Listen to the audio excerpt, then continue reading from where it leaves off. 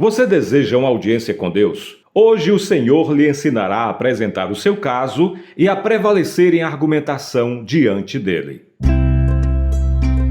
Olá, meus amados, graça e paz no Senhor Jesus Cristo. Eu sou o pastor Fernando Alencar e esta é a leitura do livro A Autoridade do Crente, escrito pelo reverendo Kenneth Hagin. Nos capítulos anteriores, você aprendeu princípios específicos a respeito da autoridade contra demônios e nos casos de doenças mentais. Neste capítulo, você terá uma instrução muito preciosa sobre como prevalecer em oração na presença de Deus. Se você tem sido fortalecido por este canal, através dos audiobooks, através das mensagens que edificaram a sua vida, eu quero te pedir dois pequeninos favores. O primeiro é, compartilha este áudio com o máximo de pessoas. Lembre-se, quanto mais pessoas ao seu redor conhecerem acerca da autoridade que tem em Jesus, muito melhor será a sua vida, a vida dessas pessoas, e a igreja crescerá e será edificada como um todo. Mais e mais vidas conhecerão a Jesus e serão libertas da escravidão a Satanás. O segundo favor que eu te peço é: faça uma pequena contribuição. Não precisa ser uma grande oferta, mas você pode, por exemplo, hoje fazer uma oferta de R$5, R$10. Simplesmente envie a sua oferta para o Pix 859-9959-5787. Essa chave Pix é também o meu celular e o meu WhatsApp de contato. Audiobook A Autoridade do Crente, escrito pelo reverendo Kenneth Hagin. Apêndice 3. Autoridade em oração. O reverendo Kenneth Hagin ensinou esta mensagem na Igreja Bíblica Rema em 19 de fevereiro de 2001, durante o Seminário Bíblico de Inverno.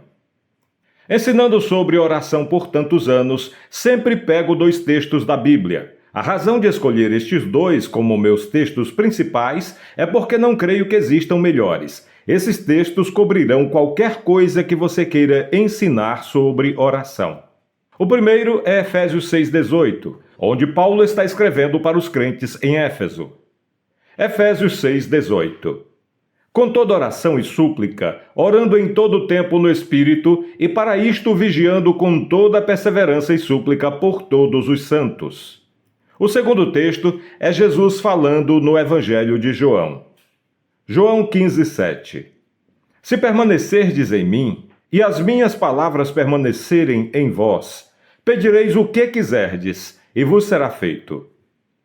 Esse versículo é todo inclusivo, porque Jesus disse minhas palavras. Portanto, qualquer palavra que a Bíblia ensina sobre oração está inclusa em João 15,7. Se Jesus tivesse dito apenas, se permanecerdes em mim, nós cristãos teríamos automaticamente realizado isso, porque nós habitamos nele por sermos crentes. Mas Jesus adicionou, e as minhas palavras permanecerem em vós. Você já notou que muitas promessas de Deus são condicionais? Se você quer usufruir dos resultados delas, você tem que atender às condições. Ninguém pode atender às condições por você. Você tem que fazer isso por você mesmo. Agora, outras pessoas podem encorajá-lo a cumprir as condições, mas ninguém pode cumpri-las por você. Nem mesmo o próprio Jesus pode fazê-lo por você. Se você quer respostas às suas orações, siga as instruções que têm sido dadas. Se você habita em Jesus e suas palavras habitam em você, pedirá o que quiser e lhe será feito. Quero reiterar algo que tenho dito por muitos anos. Note que a palavra vós está naquele pequeno versículo 5 vezes. Esta repetição denota o fato que, se suas orações são ou não ouvidas e respondidas, depende mais de você do que de Deus. Perceba, João 15,7. Se vós permanecerdes em mim e as minhas palavras permanecerem em vós, vós pedireis o que vós quiserdes e vos será feito. A vós.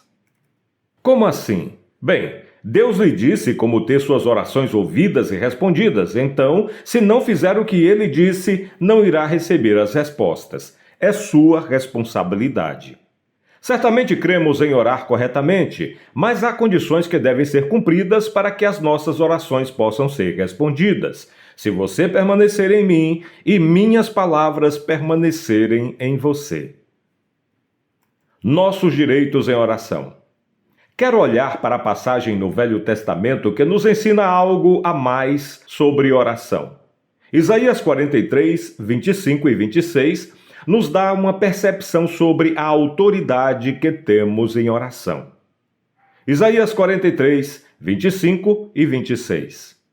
Eu mesmo sou o que apago as tuas transgressões, por amor de mim, e dos teus pecados não me lembro. Desperta minha memória, entremos juntos em juízo, apresenta as tuas razões para que possas justificar-te. Deus, através do profeta Isaías, falou esta passagem para Israel, mas ela se aplica a nós porque agora somos filhos de Deus. Romanos 8:16. E o livro de Hebreus explica como o sangue de Cristo apagou nossas transgressões. Veja Hebreus 9:12 a 14. Note que Deus fez a declaração: eu mesmo sou o que apago as tuas transgressões por amor de mim. Isaías 43, 25. Eu costumava pensar que ele apagara minhas transgressões por minha causa, e que por minha causa ele não lembrava dos meus pecados. Mas não é isso que a Bíblia diz. Deus fez isso por causa dele. E uma das razões pela qual o fez por si mesmo foi para abençoar você. E ele não poderia abençoar você se não tivesse apagado as suas transgressões e perdoado suas iniquidades. Você está com as roupas de gritar? Olhe bem o versículo 26 novamente. Isaías 43, 26. Desperta minha memória. Entremos juntos em juízo. Apresenta as tuas razões para que possas justificar-te. O que Deus quer dizer quando diz desperta minha memória? Em outras palavras, ele está dizendo, me lembre. Agora, se Deus está me dizendo para lembrá-lo de algo, então eu vou lembrá-lo. No natural, os pais frequentemente prometem algo aos seus filhos e então dizem, agora não me deixem esquecer. O que isso significa? Os pais querem que seus filhos os lembrem da promessa que fizeram, para que possam cumprir sua palavra. E você não tem que dizer às crianças mais de uma vez, pois com certeza elas irão lembrá-lo, certo? Elas irão continuar lembrando você. Pai, você lembra do que você disse, não é? Você ainda vai fazer, não é?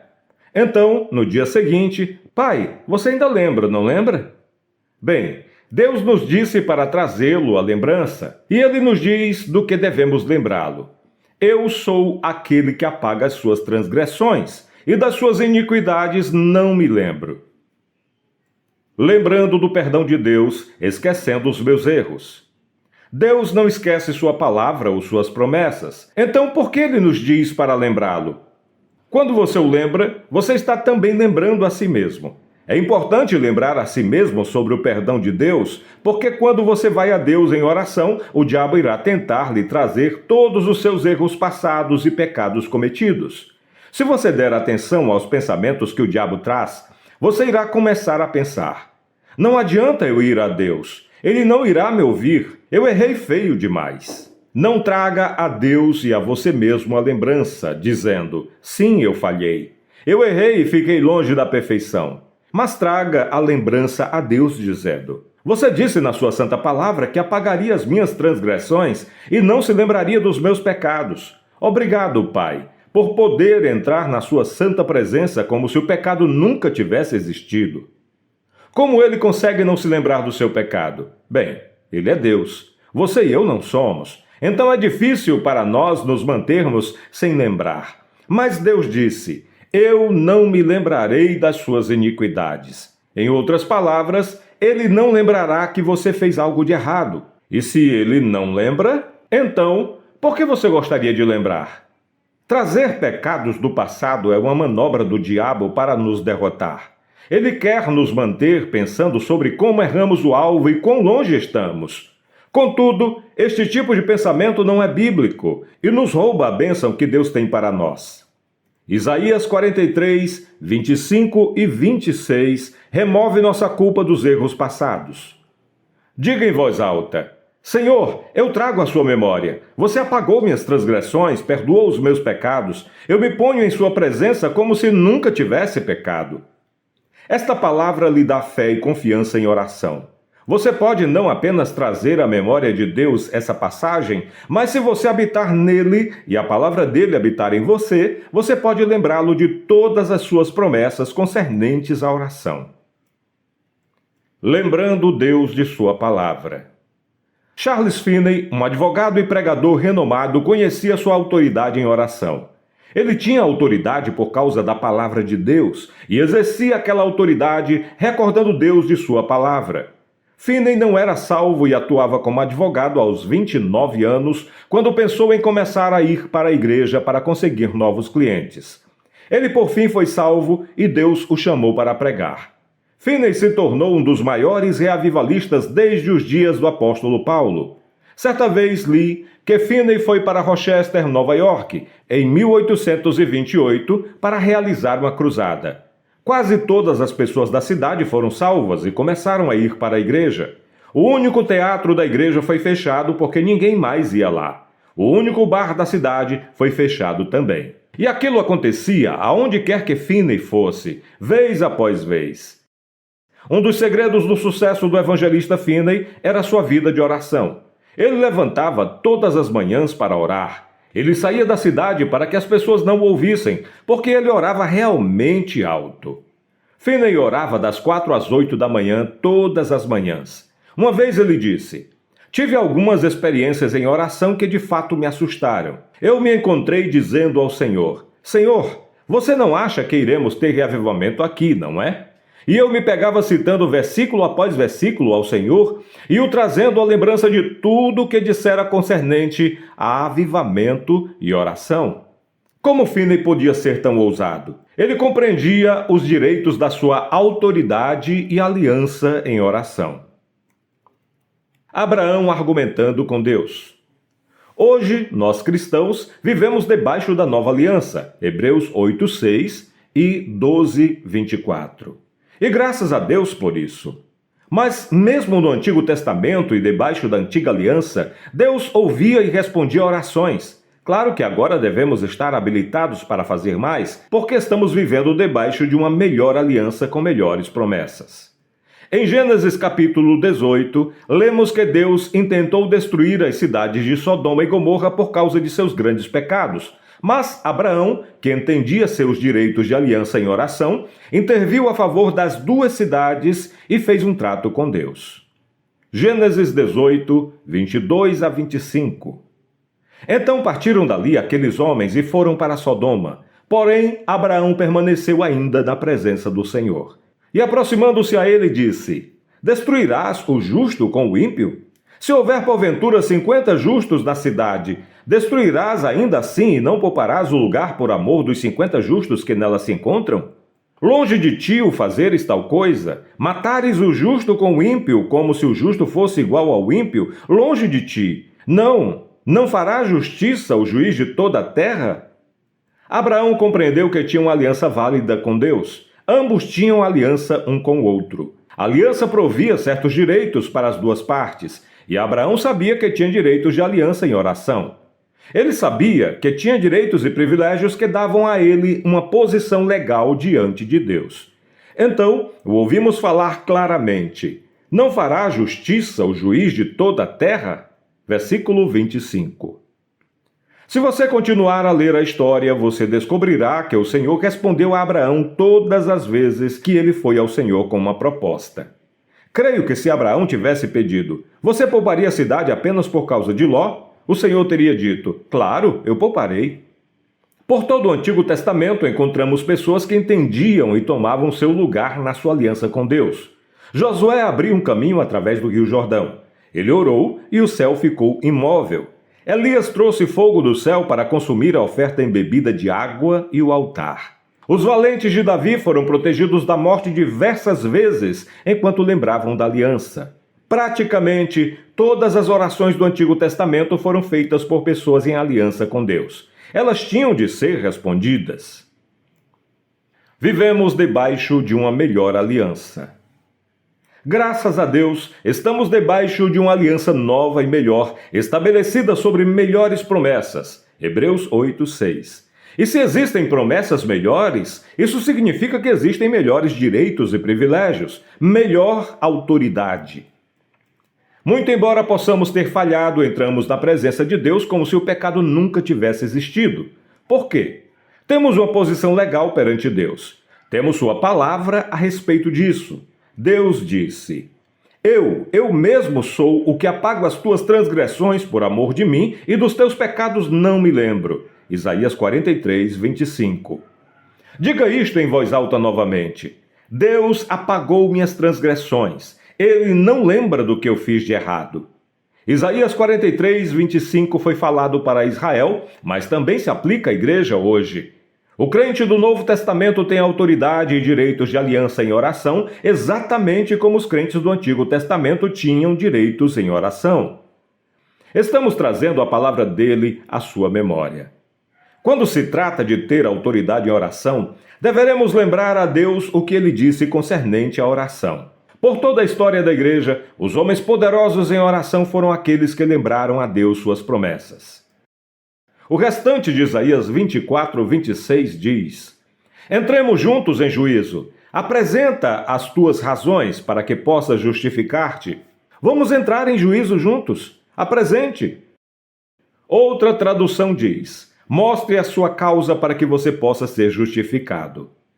Deus está nos desafiando a colocar nosso caso diante dele. Quando você estiver diante do trono de Deus, pleiteie seu caso como um advogado faria. Um advogado está continuamente trazendo a lei e precedentes para serem ouvidos. O que são a nossa lei e os precedentes? A palavra. Trazemos diante de Deus aquilo que ele disse. Ser guiado pelo Espírito em oração traz revelação. É estranho como podemos ler a mesma passagem várias vezes e um dia de repente vê-la sob uma luz nova. Parece novo para nós, mas já estava lá o tempo todo. Bem, li Isaías 45, 25 e 26 repetidamente, mas de alguma forma não ficou totalmente registrado em mim nesta circunstância. Mas o Espírito Santo pode nos guiar em oração e nos ensinar coisas novas. Isso me traz de volta aos outros versículos que sempre uso quando estou ensinando sobre oração. Efésios 6,18 diz: Com toda oração e súplica, orando em todo tempo no Espírito, e para isto vigiando com toda perseverança e súplica por todos os santos. No grego, a palavra traduzida no Espírito tem conotação de sendo guiado pelo Espírito. Poderíamos ler Efésios 6,18 da seguinte maneira: orando sempre com toda a oração e súplica, sendo guiado pelo Espírito. Eu gosto disso. Você não gosta? E sabemos por experiência própria que isso é verdade. Quer estejamos orando em inglês, português ou em línguas, o Espírito Santo nos guia a orar de formas diferentes em diferentes situações. O milagre do irmão Reines. Na última igreja que pastoreei no leste do Texas, meu superintendente da escola dominical, irmão Reines, era o operador de bombas em campo de petróleo. Ele operava as bombas de poço de petróleo e um dia, enquanto trabalhava nas bombas, ele escorregou e caiu no maquinário. No momento do acidente, eu estava realizando um culto de avivamento na igreja. Para anunciar as reuniões de avivamento, eu fixava um sistema de som em cima do meu carro. Então dirigia pela cidade e pelo campo de petróleo, tocando música e convidando as pessoas para as reuniões. Naquela época não tinha proibição para aquilo. Desde então, fizeram tantas leis que você quase precisa de permissão para respirar. Nesse dia, em particular, tive dificuldade para amarrar o sistema de som no carro. Eu sabia que Reines tinha todo tipo de ferramenta, então fui lá no campo onde ele estava trabalhando e ele me ajudou a fixar os alto-falantes no teto do carro. Eu deixei o irmão Reines trabalhando e saí dirigindo pela rua principal da cidade quando uma das minhas ovelhas buzinou o carro dela para chamar a minha atenção. Fui para o acostamento da rua e ela disse: "O irmão Reines está morto." Eu disse: "Não, eu estava lá há 10 ou 15 minutos, ele não pode estar morto." Ela disse: "Depois que você saiu, ele subiu em uma das hastes para lubrificá-la e escorregou e caiu no maquinário. O médico chamado à cena disse que ele estava morto." Eu imediatamente desliguei os alto-falantes e fui de volta ao campo de petróleo. Eu me ajoelhei ao lado do irmão Reines, que estava deitado sobre um cobertor no chão. O médico me disse: "Eu pensei que ele estava morto." Ele não está completamente morto, mas certamente não viverá. Você poderia chamar a esposa dele à parte e prepará-la? Eu chamei a senhora Reines de lado e quando ela entendeu o que o médico tinha dito, ela me disse: "Não é maravilhoso que você e eu temos informações preciosas?" Isso quer dizer, informações preciosas da palavra dentro de nós. Aleluia! Eu disse: "Sim." Eu não a preparei para a morte. Nós demos as mãos e oramos para que o irmão Reines pudesse viver e ser curado, e ele continuou vivo. O médico nos tinha dito anteriormente: ele está em choque. Se o movermos, iremos matá-lo.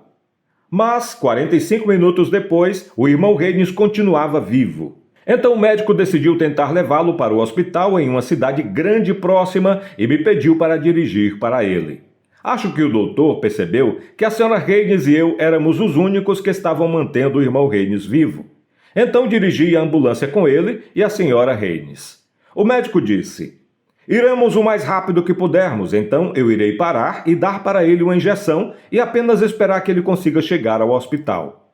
Bem, eu creio que chegaríamos até o hospital, e assim foi. Para encurtar a história, eles colocaram o irmão Reines da UTI e certificaram-se de colocar uma enfermeira à disposição e de que alguém estaria com ele 24 horas por dia. Eles pensaram que ele iria morrer a qualquer minuto, então queriam alguém lá. A irmã Reines ficava de dia e eu passava a noite. Na terceira noite eu perguntei ao médico de plantão por um diagnóstico. Ele disse: "Reverendo, para lhe dizer a verdade, ele ainda está em choque. Não podemos fazê-lo sair disto. Temos lhe dado cada medicamento que conhecemos e feito tudo o que sabemos. Serei honesto com você. Ele está indo para o outro lado rapidamente." Fui de volta para a sala do hospital para vigiar pela terceira noite. O irmão Reines parecia estar descansando, então por volta da meia-noite eu cochilei até dormir. O som da enfermeira se mexendo me acordou por volta das 2 horas da manhã. Quando vi o irmão Reines, eu pensei que ele estava morto. Ele parecia estar morto. A enfermeira estava verificando a ponta dos dedos e levantando as pálpebras para examinar seus olhos. Eu perguntei para ela: "Ele morreu?" Ela disse: "Não, não ainda, mas achei que estava. Ele possivelmente estará até o final do meu expediente, que era em 5 horas às 7 da manhã.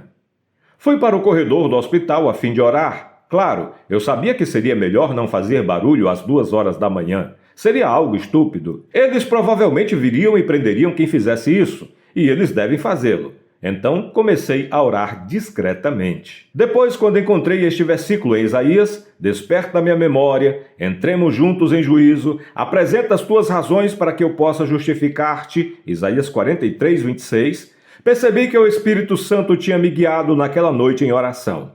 A qualquer momento, o Espírito Santo pode guiar você em oração, a qual estará em linha com a sua palavra. O Espírito Santo me guiou e andando por aquele corredor eu disse: "Senhor, não vou permitir o irmão Reines morrer. Primeiro, ele é meu superintendente de escola dominical e faz um excelente trabalho. Durante a semana ele visita cada pessoa que faltou à escola dominical. Senhor, eu preciso dele para fazer a obra que você me chamou para fazer. Se eu preciso dele, você precisa dele. Eu sou o pastor deste rebanho, mas você é o supremo pastor e o pastor de todos os rebanhos." Em segundo lugar, o irmão Reines coloca 35% da sua renda da igreja, não apenas 10%. Eu sei porque a Receita Federal nos contatou. A secretaria e eu tivemos de assinar uma declaração dizendo que, de fato, ele dava aquela porção.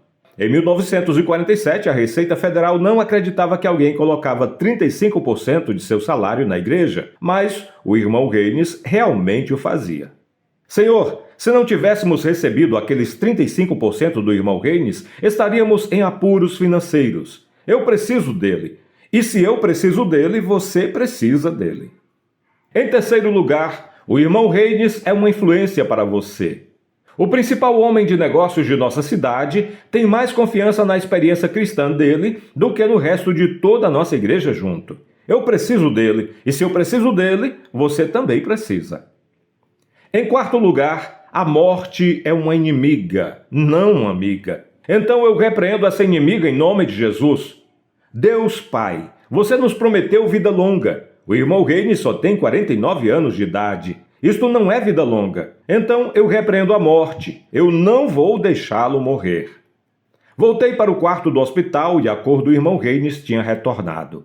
Ele estava parecendo bem. Então sentei e adormeci depois de um tempo. Quando dormi, o irmão Reines começou a morrer. Então acordei, fui para o corredor e fiz o mesmo processo. Eu estava pleiteando o meu caso. Depois de pleitear o meu caso, fui de volta para o quarto e a cor do irmão Reines tinha voltado novamente. Ele parecia bem. Então, por volta das 4 da manhã, eu deitei um pouco para dormir e novamente o irmão Reines começou a dormir.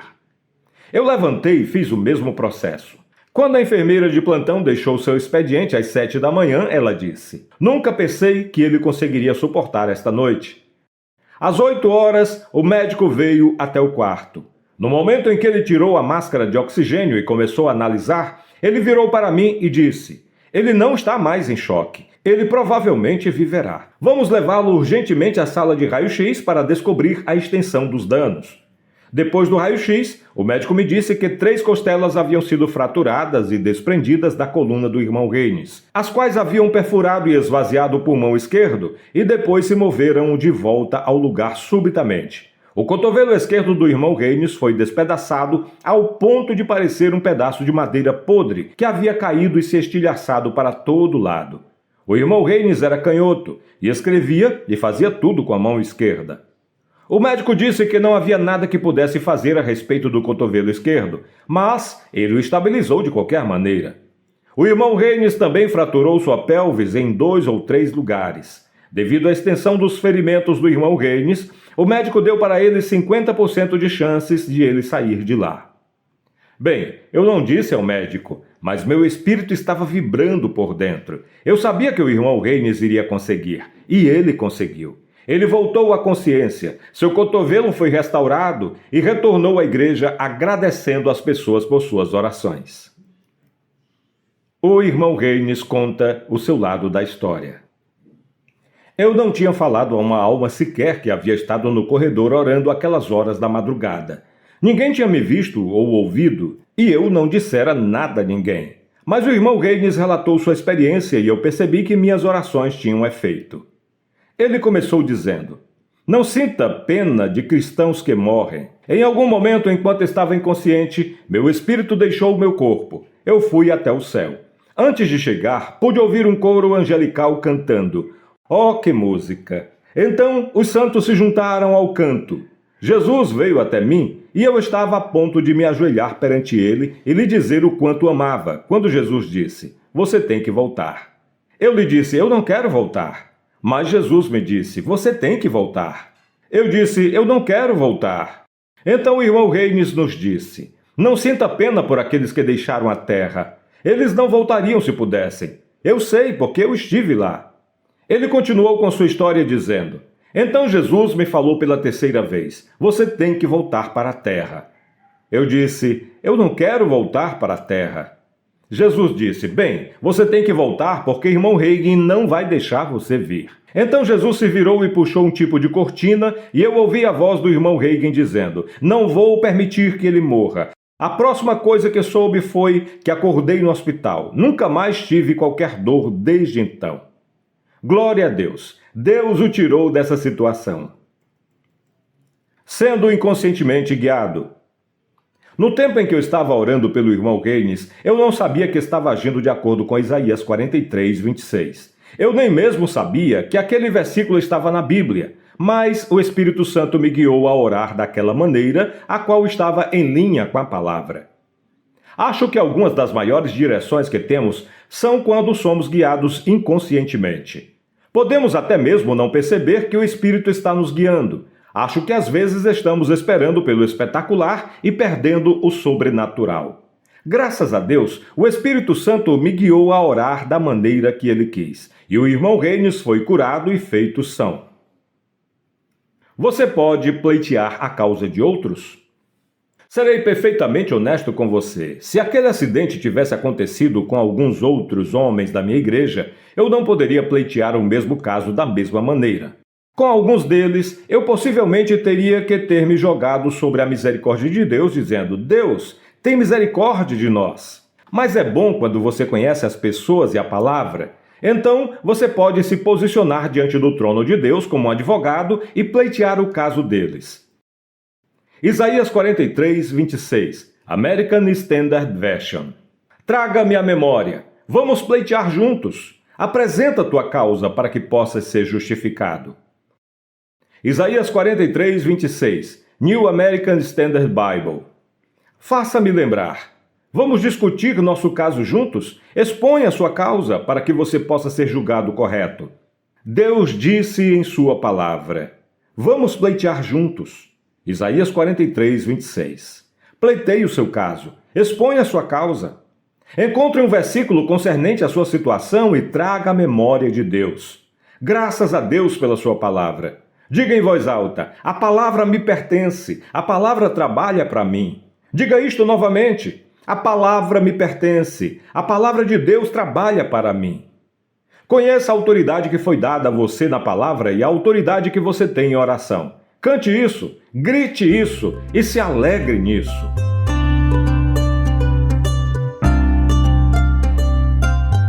Saber que podemos entrar na presença de Deus com ousadia, percebendo que todos os nossos pecados foram não apenas perdoados, mas também esquecidos, é algo que nos dá força, nos dá confiança em nossas orações. Então, tudo que eu posso dizer agora para complementar este capítulo tremendo a respeito de oração é convidá-lo a colocar em prática aquilo que você aprendeu. Senhor Deus amado, nosso Pai, queremos apresentar o nosso requerimento. Sabemos que o sangue do Senhor Jesus nos coloca numa nova posição perante o Senhor. E nesta posição, nos servimos de muita ousadia, sabendo que os nossos pecados foram apagados. E que foi o próprio Deus que disse que esqueceria todos eles. Então sabemos que Tu não tens nada contra nós. É a Tua misericórdia, é a Tua graça, Senhor, que nos faz ter esta confiança, esta ousadia da Tua presença. Obrigado, Senhor. O que te pedimos agora é que o Senhor novamente coloque os Teus olhos sobre as nossas petições. Tu sabes, meu Deus, o que cada pessoa que agora me ouve e ora comigo está passando. Tu conheces as suas petições e agora eu sei que Tu olhas com carinho para cada uma delas, não como quem tem algo contra elas, mas como alguém que deseja abraçá-las, cuidar delas, assim também com relação às minhas petições e com relação à minha pessoa. Sabendo disto, meu coração transborda de boas palavras. Eu estou muito agradecido. Te glorifico, Senhor, e entrego a Ti a minha vida, me rendo juntamente com todos aqueles que agora oram comigo, em nome do nosso Senhor Jesus Cristo. Amém, Senhor.